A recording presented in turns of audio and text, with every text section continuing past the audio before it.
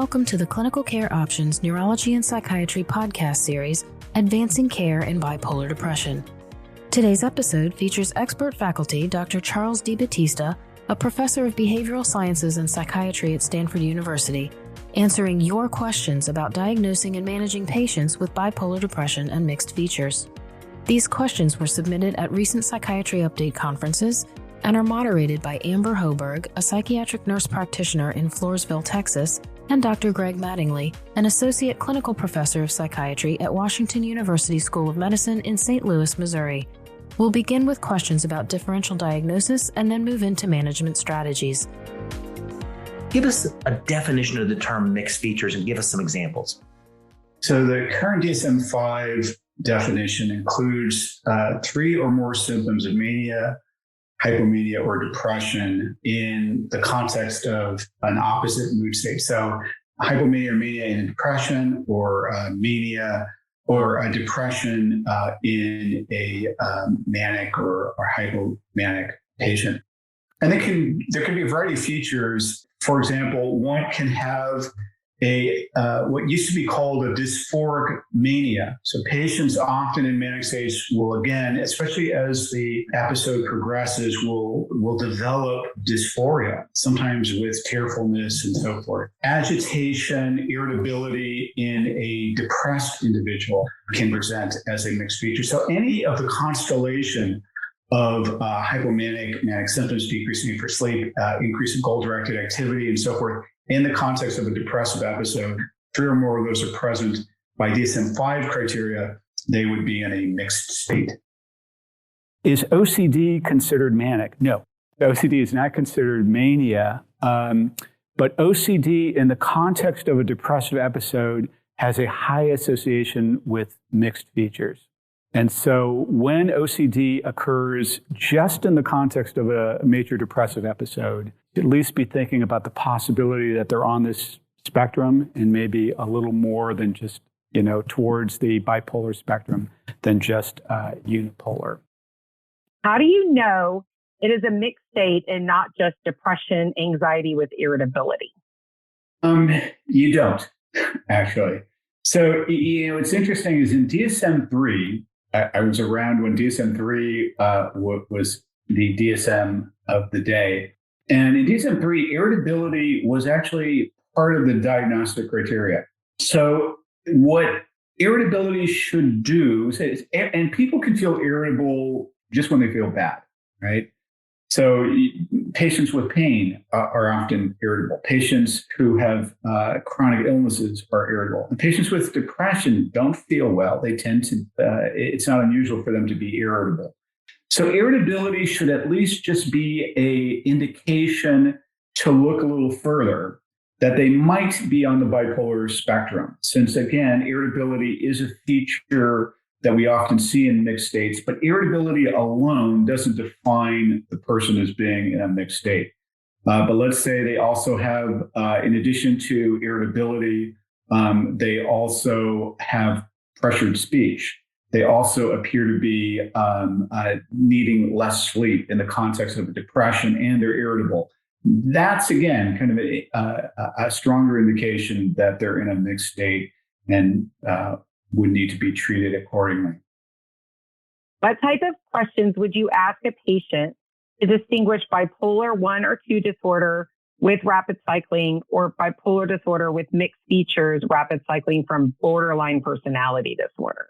It can be a tough distinction because, patients with borderline personality have what we call affective instability, and as opposed to what we see in rapid cycling disorder. So in rapid cycling, patients can go, again, defined as 4 or more cycles in a year.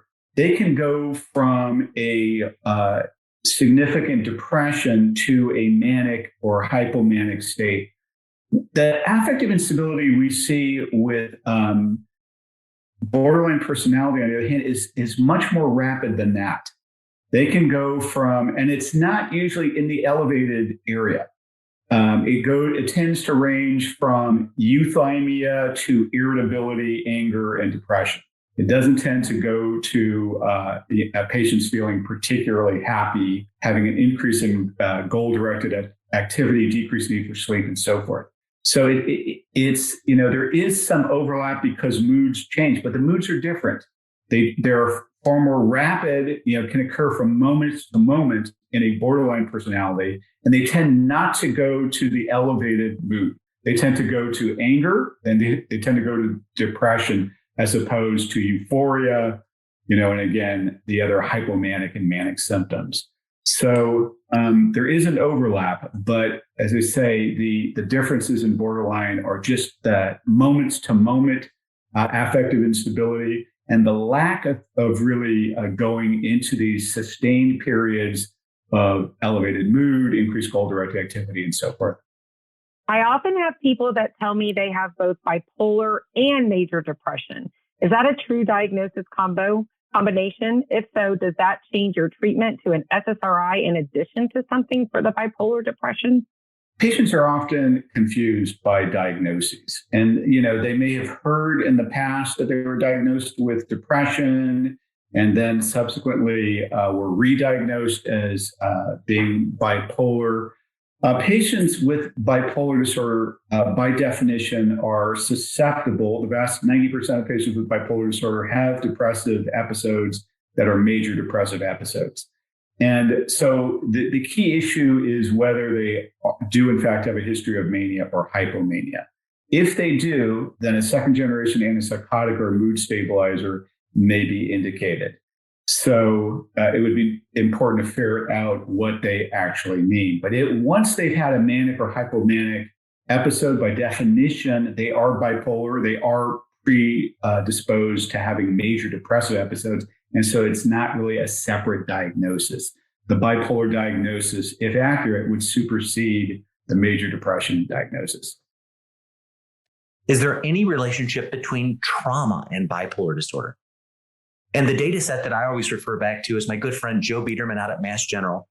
Joe took one of the big epidemiologic catchment area studies, and he said the average age of onset for bipolar is in late teens, early 20s. But how does high genetic loading and how does a history of childhood trauma change the condition? And what they found is if you had high genetic loading and you'd had childhood trauma, the onset of the condition didn't start in the late teens and early 20s. It started at age 7. So high genetic loading predicts earlier onset. Childhood trauma is changing the brain. It's changing your epigenetics. It's increasing your vulnerability. And the two of those layered together dramatically shifted the onset of the illness. Dr. DeBattista, what else comes up in your mind when you think about trauma and bipolar? Yeah, just that we've been interested in trauma as a predictor of non-response in depressed individuals to standard treatments. And perhaps greater response to psychotherapies and so forth. And this is, based on some of the work that Charlie Nemiroff and colleagues have done. But we have found that to be true as well. So it may not only increase the predisposition to an earlier onset, but also to poorer response to some of the standard treatments down the road. If a patient presents with a new onset of mania and they're on an antidepressant, I would step off the antidepressant. Would I start an antipsychotic? And how long would I leave them on an antipsychotic after the mania has resolved? It's a good question. So we would always advise that if somebody becomes manic on an antidepressant, the first step would be take them off the antidepressant. Because the antidepressant, again, is just going to flame the mania. So that would be step number one. Now, step number two really kind of depends on the patient. It could be adding a mood stabilizer. It could be adding a second-generation antipsychotic. Most of us these days would probably choose a second-generation antipsychotic as the next step. And then the question is how long to keep them on that drug. And again, the answer may differ depending on whether they're bipolar 1 or bipolar 2. Because somebody who has presented with a full-blown mania is at risk for spontaneous mania subsequently. Those manic episodes, again, tend to be disruptive to one's life. People, go into economic failure. They have affairs, marriages break up, all kinds of bad things happen. in full-blown manic episodes that are somewhat less common in hypomanic episodes. In a bipolar one, it may be reasonable to continue them on the second-generation drug, since many of them are approved as maintenance treatments. And if they're tolerating it, you probably just stick with it. In a bipolar 2 patient, maybe, again, if they have remained well for a period of time, it may be worth a discussion with them about whether it is reasonable to go off the medication at some point. But certainly in a bipolar 1, you may well be talking about long-term maintenance treatment with a second-generation drug. Are there any bipolar meds that work better with patients who abuse stimulants often because they like the manic episode? Yeah, it's an interesting question. So all of the bipolar meds can be effective in if we're talking specifically about bipolar depression. It's a challenge that all effective bipolar meds tend to limit the highs, right? And so patients are often not crazy about any of them. Some are more sedating than others. And again, any patients who really like the stimulant effect may be more sensitive to sedating medications for bipolar depression, like quetiapine, and maybe slightly more enthusiastic about accepting a medication that's not quite so sedating, like lorazepam, metoprolol, those. So, so the short answer is there isn't an ideal medication, but maybe avoiding those that cause more significant sedation in those patients. Will antidepressants increase the risk of manic episodes? Should we avoid them, or are some better than others? Yeah, this has been controversial. There had been a feeling that perhaps bupropion was less of a risk, and tricyclics, particularly noradrenergic tricyclics and SNRIs, more of a risk in terms of switching.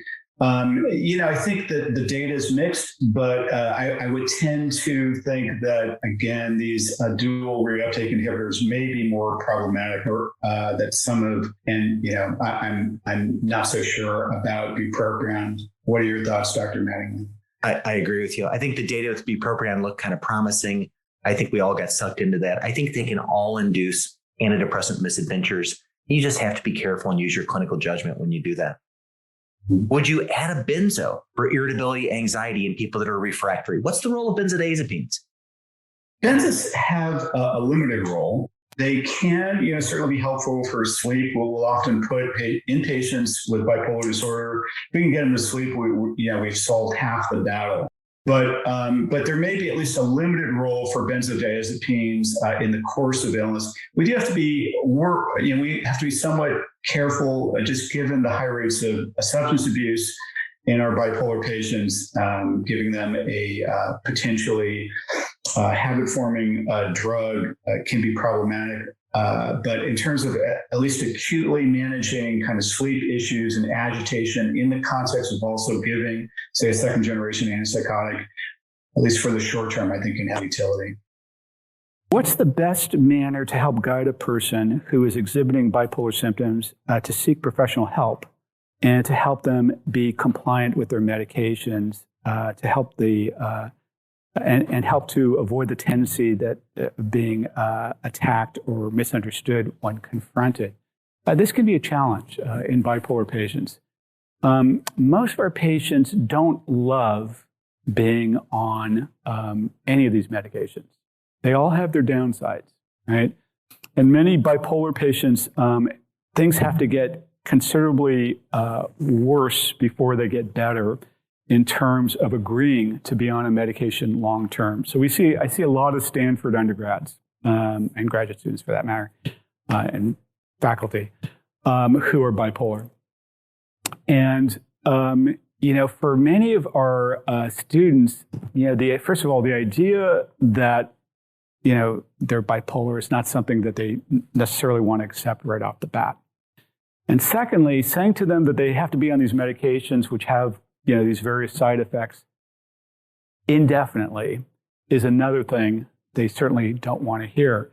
So what is pretty typical for many of our patients is they'll go on the medication when they're in the hospital, after they've been hospitalized in an acute manic state, for example, but go off it pretty quickly once they get off until the next episode when they go back on it. And sometimes, they need a few of these episodes to realize that they're better off on the medication than off the medication. And so I'll talk to patients about the need for maintenance in the same way that that internists talk to patients about the need for maintenance insulin or maintenance antihypertensives or what have you. And sometimes, and even though it's not completely accurate to say they've got this chemical imbalance and these medications help kind of restore, patients often are receptive to that kind of rationale for using these medications in the long run. But they may not believe you until, in fact, they have run into problems multiple times and then come to realize that maybe, being on these medications is better than being in jail or better than being rehospitalized multiple times. Thank you all for listening. We hope you found this podcast informative for your clinical practice. For more information on this series and upcoming Psychiatry Update conferences, please visit the show notes. Thanks again and have a marvelous day.